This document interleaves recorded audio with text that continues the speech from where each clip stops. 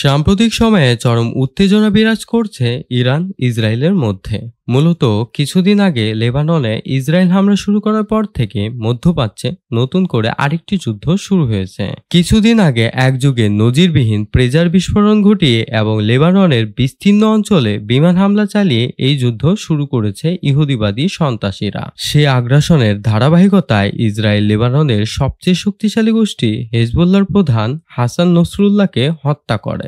এর ফলে গত মঙ্গলবার রাতে ইসরায়েলকে লক্ষ্য করে প্রায় 180টি উচ্চগতির মিসাইল নিক্ষেপ করে ইরান। এতে ভয়াবহ ক্ষতির সম্মুখীন হয়েছে ইসরায়েল। তবে মনে কি প্রশ্ন আসে না, ইসরায়েলকে তো আরো অনেকবার আক্রমণ করেছে এই সকল রাষ্ট্রগুলো, তবে তারা কেন বারবার ব্যর্থ হচ্ছেন? এতে ইসরায়েলের তেমন কোনো ক্ষয়ক্ষতি হচ্ছে না কেন? আরব বিশ্ব কেন এখনো ইসরায়েলকে হারাতে পারছে না? ইসরায়েলের শক্তির উৎসটা কোথায়? কারা তাকে সহযোগিতা করে যাচ্ছে?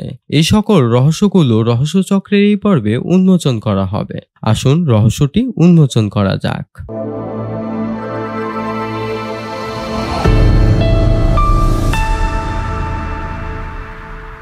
ইসরায়েল আরব দেশগুলো দিয়ে ঘেরা ভূমধ্যসাগরের কোল ঘেঁষা একটি ভূখণ্ড।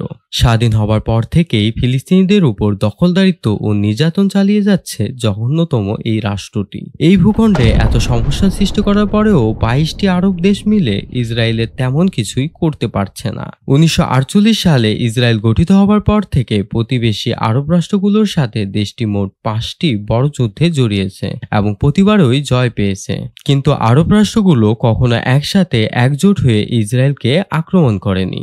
কেবল মিশর, সিরিয়া, জর্দান ও ইরাক এই 4টি আরব রাষ্ট্র ইসরায়েলের বিরুদ্ধে প্রকৃত অর্থে যুদ্ধ করেছিল।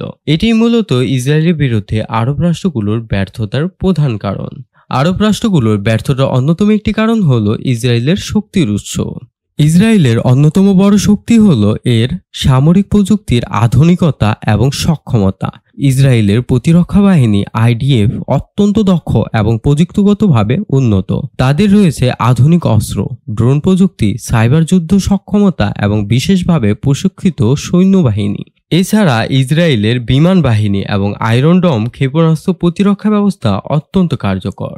ইসরায়েলের অন্যতম আরও একটি বড় শক্তি হল পশ্চিমা দেশগুলোর, বিশেষত মার্কিন যুক্তরাষ্ট্রের অব্যাহত সমর্থন। মার্কিন যুক্তরাষ্ট্র থেকে ইসরায়েল বিশেষ অর্থনৈতিক ও সামরিক সাহায্য পায়, যা তাদের সামরিক সক্ষমতা বৃদ্ধি করতে সাহায্য করে। এছাড়াও জাতিসংঘ বা অন্যান্য রাজনৈতিক ফোরামে ইসরায়েলের প্রতি সমর্থনও গুরুত্বপূর্ণ ভূমিকা পালন করে। আরব রাষ্ট্রগুলোর ব্যর্থতার আরও বেশ কিছু কারণ রয়েছে, যেগুলো ধারাবাহিকভাবে আলোচনা করা হলো। ইসরায়েলের অভ্যন্তরীণ রাজনীতি তুলনামূলকভাবে স্থিতিশীল এবং দেশটি উচ্চমানের প্রশাসনিক এবং সামরিক সংগঠনের অধিকারী। তারা দ্রুত সিদ্ধান্ত নিতে এবং যে কোনো প্রতিকূল পরিস্থিতি সামলাতে সক্ষম। এটি আরব বিশ্বের অনেক দেশের রাজনৈতিক অস্থিরতার বিপরীত। ইসরায়েলের গোয়েন্দা সংস্থা মোসাদ বিশ্বব্যাপী পরিচিত তাদের কৌশলী কার্যকলাপের জন্য। তারা বিশ্বজুড়ে উচ্চ ক্ষমতা সম্পন্ন গোয়েন্দা তথ্য সংগ্রহ এবং প্রতিপক্ষের উপর নজরদারি করতে সক্ষম, যা তাদের সামরিক অভিযানগুলোতে গুরুত্বপূর্ণ ভূমিকা পালন করে। এগুলোর পাশাপাশি আরব দেশগুলোর মধ্যে ঐক্যের অভাব এবং বিভিন্ন রাজনৈতিক, ধর্মীয় ও আঞ্চলিক বিরোধ রয়েছে, যা তাদের একসঙ্গে কার্যকরভাবে কাজ করতে বাধা দেয়। এই ভিন্নমত এবং দ্বন্দ্বের কারণে ইসরায়েলের বিরুদ্ধে শক্তিশালী একক প্রতিরোধ গড়ে তোলা কঠিন হয়ে পড়েছে।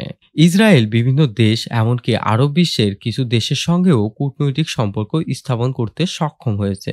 সাম্প্রতিক সময়ে আব্রাহাম চুক্তির মাধ্যমে সংযুক্ত আরব আমিরাত, বাহরাইন, মরক্কো সহ কিছু দেশ ইসরায়েলের সাথে সম্পর্ক স্থাপন করেছে, যা ইসরায়েলকে কূটনৈতিকভাবে আরও শক্তিশালী করেছে। এই সবগুলো কারণ মিলিয়ে ইসরায়েল তার অবস্থানকে সুদৃঢ় করতে সক্ষম হয়েছে এবং আরব বিশ্ব এখনো এই সংঘাতের সমাধানে অভ্যন্তরীণ ও বাহ্যিক চ্যালেঞ্জের মুখোমুখি।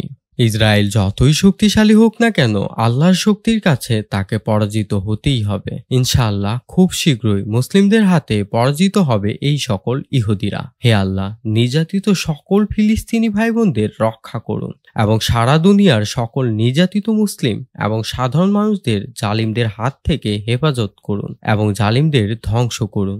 আমিন।